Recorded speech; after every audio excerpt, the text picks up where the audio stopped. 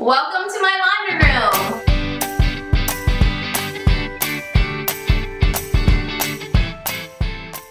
As you can see, our laundry room needed a full renovation, and so that's what happened. We actually started with a clean slate. You can see on the left-hand side our laundry room with the original siding on the inside, which we kept.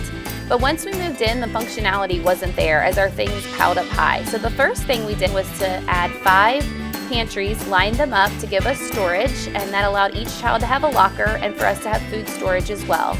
The room now had function, but not much personality to it. So one of my favorite things that we did in the laundry room was to add some color to the wall. So here's some tips that I have to make sure that your paint job goes amazingly the next time you have a project in your home.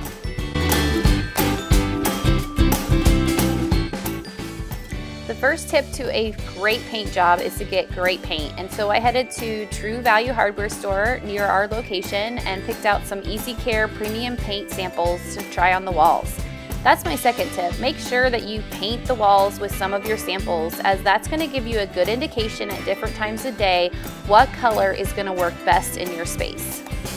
I don't like to have paint around the lip of my paint cans, especially when I'm trying to do cleanup at the end of the day. So I use a screw or a nail and I hammer it into the little divots on the paint can, and then any extra paint that gets in that area just drips right back into the paint can while I paint, and it makes for really easy cleanup.